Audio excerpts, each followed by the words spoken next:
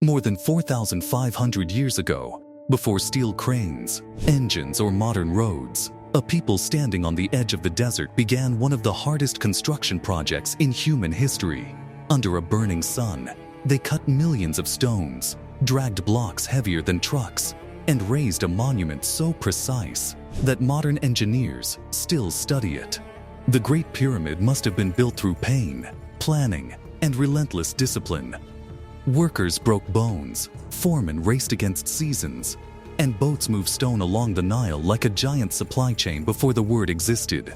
But many did not stop asking, how did early humans organize something this massive with simple tools? And what did daily life look like for the people whose names history almost forgot?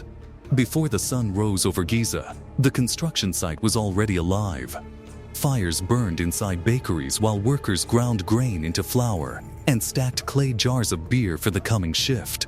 Foremen moved through rows of sleeping quarters, calling crews into line as ropes were checked, sledges inspected, and copper tools sharpened for another day of punishment.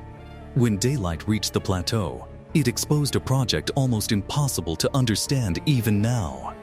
A mountain of stone was rising from the edge of the desert without engines, steel cranes, or paved roads. There were no machines to carry the load, and no modern equipment to correct mistakes.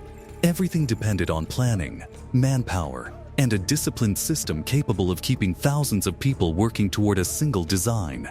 Around 2600 BC, during the reign of Pharaoh Khufu, Egypt began constructing what would become the Great Pyramid of Giza. Originally standing about 146 meters tall and made from roughly 2.3 million stone blocks, it remained the tallest structure on Earth for thousands of years. Today, many people look at the pyramid and ask how it was built. The better question may be how it was built every day. The structure could only grow if stone kept arriving, if ramps stayed usable, if measurements remained accurate, if workers were fed, and if injuries did not cripple the labor force. For generations, popular stories claimed the pyramids were built by slaves, driven by cruelty. Modern archaeology paints a different picture. Excavations near Giza uncovered worker settlements, bakeries, storage buildings, workshops, and cemeteries. These finds suggest a labor system composed of seasonal crews, permanent specialists, skilled craftsmen, administrators, and support workers, rather than chained masses forced into chaos. Egypt had an advantage that few ancient states could match. The Nile River created a predictable agricultural cycle. During flood season, farmland was submerged, and many farmers were temporarily free from field work. The state could redirect part of that labor toward royal construction. Men from across the kingdom likely served in rotating periods, while trained workers such as stonecutters, carpenters, metalworkers, sailors, and scribes remained on site longer. This meant the pyramid was not built by one static group. It was built by a flowing workforce supported by the power of the state. The settlement near Giza functioned like an industrial town long before the modern age. Large-scale bakeries produced bread in huge quantities.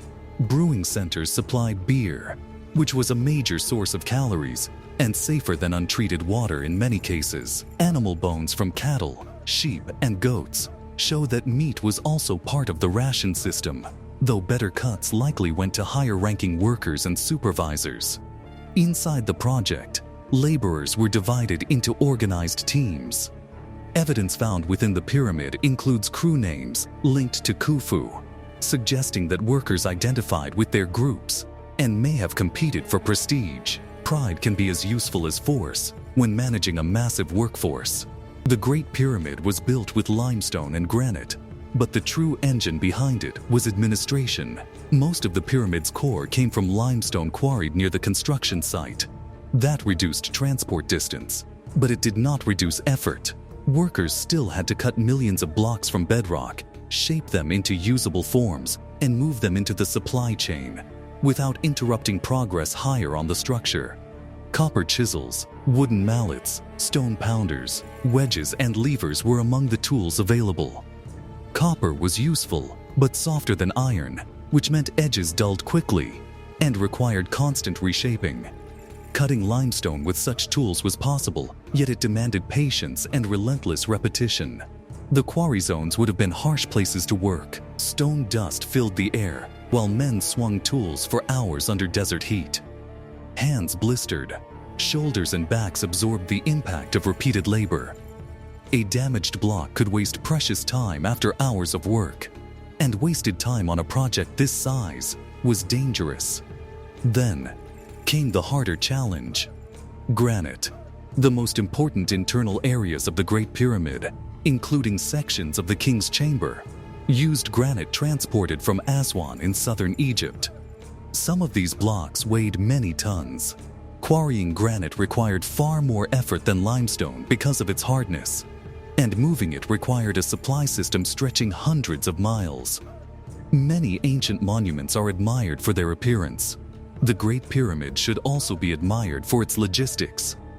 Once the blocks reached Giza, the hardest part was still ahead. Heavy stones had to be hauled across land and then raised into position as the structure climbed higher each year. The most accepted theory is that workers used wooden sledges pulled by teams with ropes. Egyptian art from other contexts shows laborers pouring water ahead of sledges, and modern experiments suggest damp sand can reduce friction significantly. This small detail may have saved huge amounts of effort across thousands of hauls. Even with that advantage, the work was severe. A loaded sledge could stall if the pull became uneven. A rope under tension could snap with violent force. A block shifting sideways could crush feet or legs before anyone had time to react. Men pulling in front needed rhythm and coordination, while others behind and beside the load helped control movement.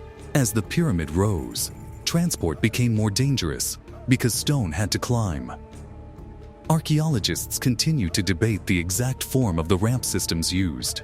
Straight ramps, zigzag ramps along one face, spiral ramps around the structure, and combinations of ramps with levers have all been proposed. No single theory has ended the debate, yet some form of ramp remains the most practical explanation because the stone clearly reached higher levels somehow. The pyramid did not rise smoothly. It rose through constant correction. One reason the Great Pyramid still shocks modern visitors is that its scale is matched by its accuracy. Its sides align closely with the cardinal directions. Its base is remarkably level, and some internal stone joints remain impressively tight after thousands of years. This reveals something important about the builders. They were not merely strong, they were skilled. Surveyors likely used measuring rods, cords, plumb bobs, sighting methods based on stars, and water leveling techniques. Establishing a level base for a monument weighing millions of tons required careful preparation before visible construction truly began. Once the pyramid started rising, accuracy became harder to maintain. Minor errors at lower levels could multiply as more courses were added above them. This meant measurements had to be checked repeatedly, while teams were simultaneously hauling stone, placing blocks, repairing routes, and expanding the structure upward. Inside the chambers, stone had to fit with far greater care than in the rougher core. Certain interior spaces used granite blocks placed with impressive precision. These areas demanded trained craftsmen working at a standard above ordinary mass labor. Archaeological evidence from worker cemeteries suggests that pyramid labor left visible marks on the body. Skeletons show signs of physical stress and healed fractures. This tells us that injuries were common enough to appear in the record and serious enough to require organized care. Years of hauling, lifting, climbing, and striking stone would damage joints, spine, knees, and shoulders. Heat exhaustion and dehydration were constant threats under Egyptian conditions. Rope burns, cuts, infections, and crushed limbs would have been occupational hazards in a world without modern pain relief or advanced surgery. Yet workers continued returning to the site.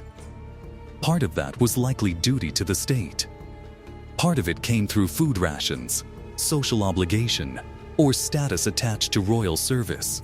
Some men may have seen the work as burdensome, but necessary, while others may have taken pride in belonging to crews tied to the king's greatest monument. Ancient societies often demanded sacrifice in ways modern people would reject. But those sacrifices were meaningful within their own world.